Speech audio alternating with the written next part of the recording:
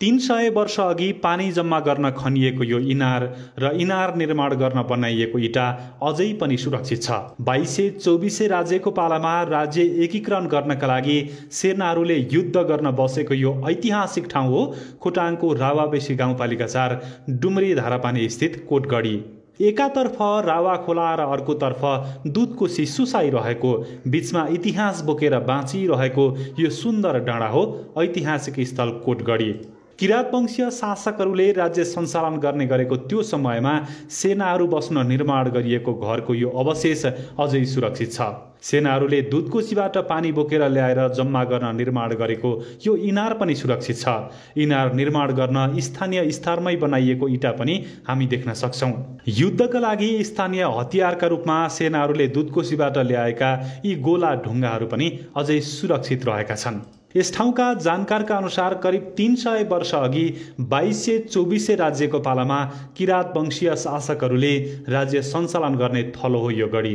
त्यसबेला नजिकै रहेको डुम्रे कोटगढीमा राज्य सञ्चालन हुन्थ्यो र कोटगढीमा हतियार भण्डारसँगै युद्ध स्थान रहेको थियो, जहाँ सेनाहरूले पारी ओखल ढुङ्गामा रहेको चिसङको गढी र अर्कोतर्फ रावाबेसी गाउँपालिकाकै 6 नम्बर वडा हौचुरमा रहेको प्रिमा कोटगढीमा रहेका सेनाहरूसँग युद्ध गर्थे। युद्धका लागि स्थानीय हतियारको रूपमा प्रयोग गर्न दुधकोशीबाट ल्याइएको यस्ता गोला ढुङ्गाहरू अहिले पनि सयौंको संख्यामा यहाँ सुरक्षित छन्। यस क्षेत्र वरिपरि पानीको मुहान नभएकाले दुधकोशीबाट पानी ल्याउनु पर्ने बाध्यता थियो। कोशीबाट ल्याइएको पानीलाई जम्मा गर्न निर्माण गरिएको थियो यो इनार र उक्त इनार निर्माण गर्न सेनाहरूले बनाएको यो इटा पनि अझै सुरक्षित छ। दुधकोशी धाएर पानी ल्याउनु पर्ने भएकाले धाएर पानी भन्दा भन्दै उक्त क्षेत्रको नाम नै अहिले धारा पानी रहन गएको त्यहाँका वडा अध्यक्ष ज्ञानबहादुर पाण्डेले बताउनु भएको छ। चारैतिरका दृश्य देखिने सुन्दर डाँडा एवं यो ऐतिहासिक स्थान पर्यटकहरूको गन्तव्य स्थान पक्कै बन्न सक्छ, तर त्यसको लागि भने प्रचार प्रसार र यस ठाउँको थप व्यवस्थापन र विकास भने अति आवश्यक छ। स्थानीय सरकार आएपछि यो ठाउँलाई संरक्षण गर्न त्यहाँसम्म जाने सिडी निर्माण, इनारको संरक्षण, प्रतीक्षालय निर्माण र घेराबारा निर्माणसम्मका कामहरू भने भएको देखिन्छ। अहिले फाट्टाफुट्ट आन्तरिक पर्यटकहरू पनि कोटगढीमा घुम्न पुग्ने गरेका छन्। विशेष गरी खानेपानी र जङ्गली जनावरहरूको आतंकका कारण कोटगढी नजिकैका गाउँहरू भने बसाई सराईले गर्दा खाली हुँदै गएका छन्। यो चाहिँ किरात कालमा यो किराती सेनाहरूले चिसुङको गढी र हौचुरको पिर्माकोट गढीसँग चाहिँ यो वार गर्नको निम्ति खडा गरिएको यो गढी हो। यो गढीको त्यति बेला सेना बस्ने घर चाहिँ यो अब त्यति बेला किराती सेनाहरू बस्ने घरको भग्नावशेष अहिले यहाँ देख्न सकिन्छ। यो चाहिँ त्यो बेला यही स्थानीय इटा किराती सेनाहरूले स्थानीय इटा यही बनाएर कोशीबाट दुधकोशीबाट पानी बोकेर यहाँ पानी जम्मा गरेर यही पानी खाएर चाहिँ वीरताको निम्ति अथवा यो चाहिँ 2224 राज्यहरूलाई एकीकरण गर्ने क्रममा लडाई लडेको भन्ने एउटा किम्वदन्ती छ। र यो पोखरीमा चाहिँ पानी राखेर यो हाम्रो नाम चाहिँ डुम्रे धारापानी भए पनि खानेपानीको विषयमा हामी अलिक कमजोरी नै छौं, पानी छैन।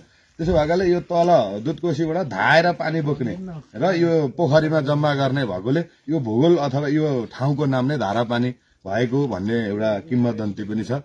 र यो चाहिँ दुधकोशीबाट त्यति बेला स्थानीय हतियारको रूपमा यस्ता ढुङ्गाहरू त्यति बेला किराती सेनाहरूले ल्याएर राखेको र यो धेरै यहाँ देख्न सकिन्छ। यो हेर्नको लागि यो एक दुईवटा हामीले यहाँ बाहिर राखेका छौं। यो भित्र धेरै छन् त्यो स्थानीय हतियारको निम्ति प्रयोग गर्नको लागि ल्याएको हो। यो चाहिँ अत्याधिक ऐतिहासिक स्थल भए तापनि राज्यको नजर चाहिँ यहाँ पर्न सकेको छैन। प्रदेश संघबाट हामीलाई यहाँ कुनै पनि यो निर्माण सम्बन्धी योजनाहरू प्राप्त भएका छैनन्। स्थानीय तहबाट वडाबाट हामीले यसो घेराबारा यो पोखरीलाई संरक्षण गर्ने, त्यहाँ एउटा प्रतीक्षालय बनाउने र यो यति स्थललाई चाहिँ यति घेराबारा गर्ने काम गरिरहेका छौं।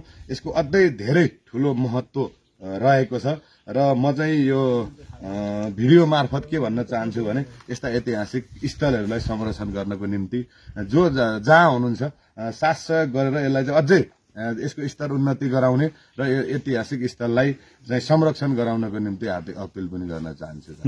जस्तो यो पोखरीको अहिले यो चाहिँ तपाईहरुले गर्नुभएको पछि हामीले बनाएको यो हामी पछाडी यहाँ हाम्रो शेरबहादुर सर पनि हुनुहुन्छ, उहाँको नेतृत्वमा भनौँ यहाँ साना साना कार्यक्रमहरू ल्याएर हामीले यो पोखरीको संरक्षण गरेका छौँ। त्यहाँ एउटा प्रतीक्षालय बनाएका छौँ, यो घेराभारा बनाउने काम गरेका छौँ। यो सिँढी यो ताकिल यहाँ आउने बाटो पनि थिएन, हामीले तलदेखि यो बाटो पनि बनाएका छौँ र यो आउने यो वर्ष पनि अब प्रतीक्षालय निर्माण गर्ने साना साना कार्यक्रमहरू चाहिँ हामी आइसके पछाडि यो गढीले प्राप्त गरि नै रहेको छ। अहिले के छ यो तपाईँहरूले यतिको संरक्षण गरिसकेपछि केही मान्छेहरू घुम्न त्यस्तो भ्रमण गर्न आइरहनु भएको छ। अब स्थानीय अब बाहिरको मान्छे नभए पनि यहीँको स्थानीय मान्छेहरू पालिकाभरिको मान्छेहरू कोसीपारीतिरबाट यो कुइबिरतिरबाट यता चाहिँ ओखलढुङ्गातिरबाट आउनुहुन्छ, हेर्न आउनुहुन्छ। कति त अब यो युट्युब मार्फत पनि देखेर आउनु भएको छ, हामीले त्यहाँ पनि गरेका छौँ।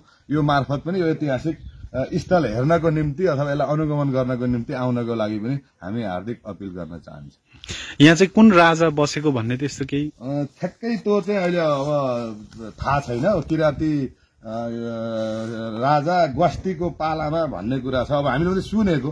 अब यो बुढापाकाहरूसँग पनि त्यत्रो यसको छैन, यसको लिखत सिखत केही भेटिएको छैन। अब यो चाहिँ किराँती सेनाहरू बसेको गस्ती राजाको पालामा यो चिसङको गढी र यता पिर्माकोट गढीसँग वार गर्नको निम्ति उहाँ राखा थुमबाट एउटा चाहिँ हाम्रो 3 नम्बर थुम भनेको यो राखाबाट एउटा टिम आएर यो डुम्रेकोट गढीमा बसेको भन्ने एउटा सानो लिखत भेटिएको छ।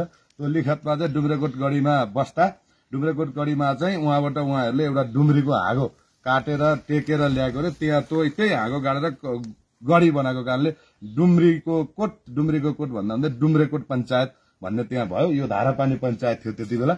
डुम्रेकोट पञ्चायत र धारापानी पञ्चायत फरक भएको कारणले यो दुईटा गढी दुईटा उसमा चाहिँ त्यसको एउटा टोकरीको रूपमा यहाँ अथवा चाहिँ त्यो गढीबाट चाहिँ उता चिसुङको गढीसँग नजिक नपर्ने भएकोले यो चाहिँ सिधा वार गर्नको निम्ति यहाँ चाहिँ एउटा सेनाको टोकरी बसेर पानी बोकेर इँटाको पोखरी बनाएर पानी राखेर धाएर पानी बोकेर अनि त्यसपछि चाहिँ यहाँ पानीलाई स्टोर गरेर यही पानी खाएर बसेको कारणले गर्दा धारा पानी भन्दा यसलाई धारापानी पञ्चायत भएको। त्यो चाहिँ डुम्रीको हाँगो टेकेर डुम्रीको कोत भएको कारणले डुम्रेकोट पञ्चायत भएको भन्ने कुरा छ। त्यसपछि पछि डुम्रे धारापानी भन्ने धारापानी पञ्चायत मात्र भयो। त्यसपछि डुम्रे धारापानी गाविस भएर अहिले रावबेसी गाउँपालिका 4 भएको छ। यो दुईटा गढीहरू एक आपसमा अत्याधिक सम्बन्धित छन्। डुम्रेकोट गढी र यो कोट गढी यो चाहिँ नङ र मासुको जस्तो त्यो बेलाको सम्बन्ध भन्ने बुझाइ छ।